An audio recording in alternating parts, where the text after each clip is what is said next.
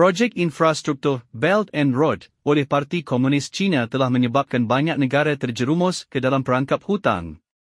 Lebih parah lagi, banyak projek itu sendiri hanyalah projek tauhu. Sesetengah negara kini sudah hilang sabar dan mula menuntut pertanggungjawaban daripada PKC. Kes paling tipikal berlaku di Ecuador, Amerika Selatan.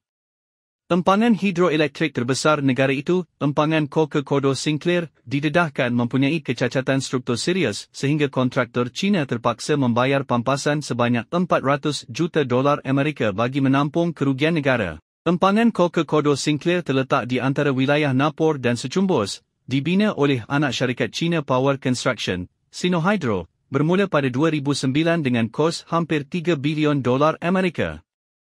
Projek ini adalah rancangan utama bekas Presiden Rafael Correa. Namun, sebelum ia beroperasi pada 2016, masalah retakan sudah pun dikesan. Pada Jun 2021, satu surat daripada Harbin Electric Machinery Company Limited menyatakan terdapat retakan pada beberapa penjana kuasa, malah disertakan gambar yang menunjukkan sekurang-kurangnya 3 daripada 8 unit pembahagi arus mempunyai kecacatan jelas. Laporan teknikal Syarikat Tenaga Nasional Ecuador mengesahkan bahawa retakan itu menjejaskan keselamatan dan kecekapan penjanaan elektrik. Pada 2022, laporan siasatan media Infobe mendedahkan bahawa Sinohydro telah lama menyembunyikan masalah struktur tersebut, malah tetap menyerahkan projek walaupun mengetahui kecacatan wujud. Kerajaan Ecuador pada 2021 menuntut pampasan sebanyak $580 juta Amerika melalui timbang tara, manakala syarikat China membuat tuntutan balas pada 2024. Kini kedua-dua pihak mencapai persetujuan pampasan, menutup pertikaian yang berlarutan bertahun-tahun. Menteri Ekonomi dan Keuangan Ecuador, Sarija Moya, dalam temu bual dengan stesen radio tempatan Radio Centro berkata pampasan ini adalah hasil rundingan kerajaan, dan ia bukan sekadar bayaran ganti rugi syarikat, tetapi pampasan terus kepada negara. Namun empangan ini bukan sahaja bermasalah dari segi kualiti, malah membawa bencana ekologi.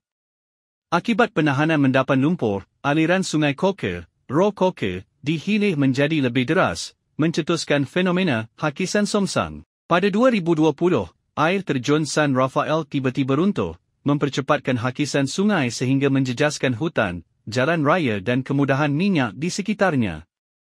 Menjelang 2025, hakisan sungai itu semakin hampir ke pintu pengambilan air empangan, hanya tinggal kurang 5 km.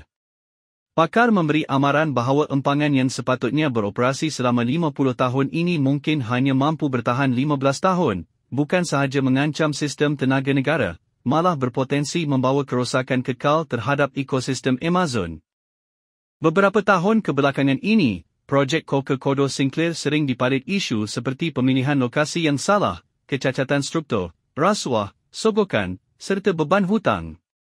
Menurut data kerajaan, akibat mutu keluli tidak menepati piawaian dan kualiti kimpalan yang buruk oleh Sinohydro, empangan itu kini telah mempunyai 7,648 retakan pada peralatan mekanikalnya. Situasi ini tidak ubah seperti projek Chencai di tanah besar China sendiri. Pakar hidraulik Wang Wiluo menyatakan bahawa pada 2002 wartawan China Zhao Shilong juga pernah melaporkan retakan pada empangan 3 gaung, tetapi pemimpin PKC dan jurutera projek tidak mengendahkannya. Mutu empangan sememangnya kelemahan kronik syarikat milik negara China, kerana di dalam negara tiada pengawasan, dan mereka menyangka di luar negara juga boleh bertindak sesuka hati. Pada Disember 2018, Menteri Tenaga Ecuador ketika itu, Carlos Perez, secara terbuka memberi amaran bahawa China telah mengambil kesempatan terhadap Ecuador, strategi mereka jelas, mahu mengawal ekonomi negara lain, dan menegaskan, kami tidak akan membayar wang ini. Jika Ecuador enggan membayar, maka PKC terpaksa keluar darah sendiri. Pakar isu China menilai, syarikat milik negara China akhirnya terpaksa membayar pampasan tinggi akibat projek Chencai di Ecuador. Ini bukan sahaja satu tamparan besar kepada inisiatif Belt and Road, malah membuka jalan untuk negara lain membuat tuntutan pampasan terhadap PKC. Sejak lebih sedekat lalu, China telah menyalurkan lebih $1 triliun pinjaman kepada negara-negara sepanjang laluan Belt and Road. Menurut Bank Dunia, Jumlah ini hampir menyamai keseluruhan jumlah pinjaman kerajaan lain di dunia digabungkan. Berdasarkan maklumat rasmi PKC, lebih 70% projek hidroelektrik luar negara, lebih 300 buah empangan dibina oleh syarikat milik negara China. Itu baru sebahagian daripada projek Belt and Road, selain lebuh-raya, kereta api, lapangan terbang, pelabuhan, telekomunikasi, sistem bekalan air dan lain-lain. Namun tidak semua projek itu berjaya seperti digembar-gemburkan. Sebaliknya, masalah mutu dan projek cencai kerap berlaku sehingga menimbulkan keraguan banyak negara. Di Pakistan, pada 2022 pihak berkuasa terpaksa menutup empangan Neelum Jhelum selepas terowong saluran air di dalam gunung yang digunakan untuk menggerakkan turbin di kesan retak. Menurut Bank Dunia, hayat operasi sebuah empangan biasanya boleh mencecah 100 tahun. Di Uganda, empangan Isimba di Sungai Nil yang dibina China sejak mula beroperasi pada 2019 kerap mengalami gangguan, dengan lebih 500 kecacatan dikesan. Satu lagi empangan, Karuma, pula tertangguh 3 tahun akibat retakan dinding dan pelbagai masalah teknikal lain. Syarikat Penjana Elektrik Uganda turut melaporkan kabel, suis, dan sistem kebakaran yang dipasang oleh China Water and Power Construction Group tidak menepati piawaian dan perlu diganti. Secara keseluruhan, projek Belt and Road merupakan sebahagian strategi global PKC untuk menyebarkan ideologi, mengikat negara-negara kecil dengan hutang dan teknologi, serta membina rangkaian pengaruh.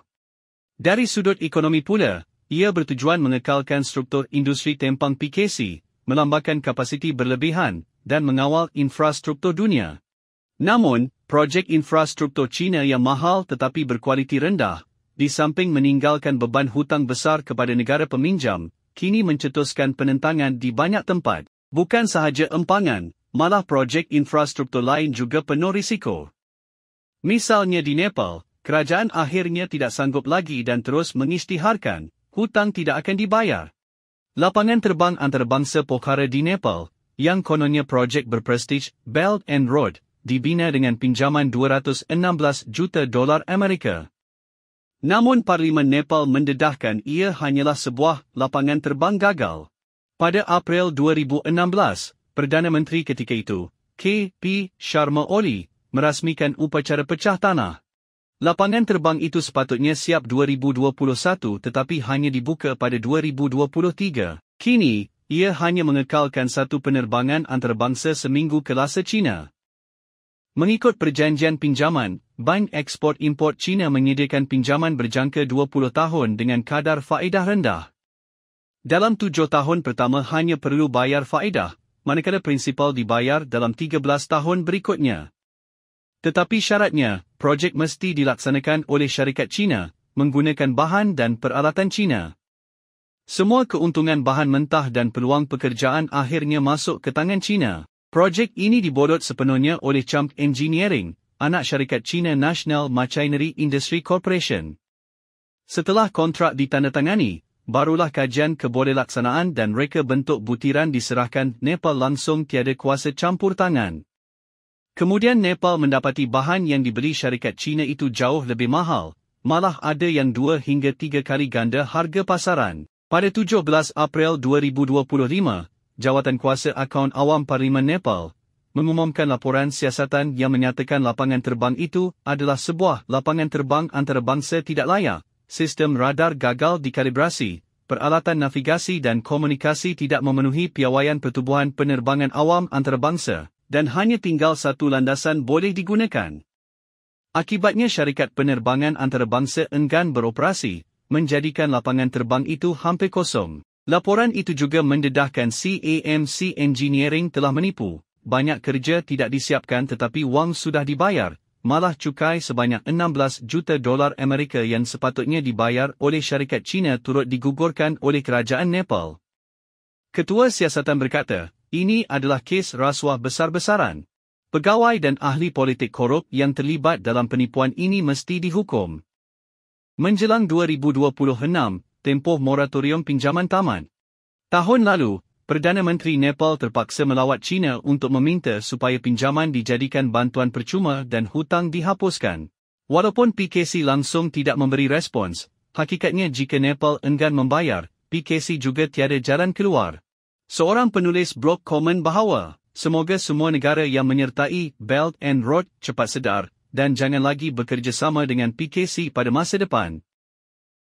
Baiklah, inilah cerita hari ini. Sila bagi like, share dan subscribe jika rasa okey dan terima kasih menonton.